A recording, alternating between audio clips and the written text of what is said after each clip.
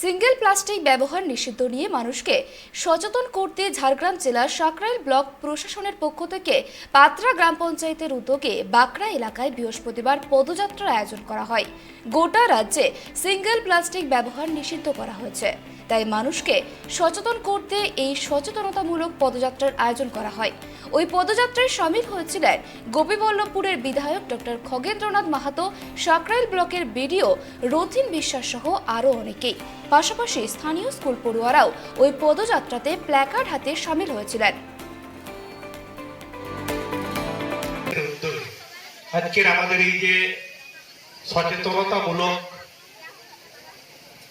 single use plastic বর্জনের বিরুদ্ধে বর্জন করব এবং তাকে কেন্দ্র করে এলাকার সমস্ত স্তরের মানুষকে নিয়ে একটি পদযাত্রা, পথসভা তথা একটা সামাজিক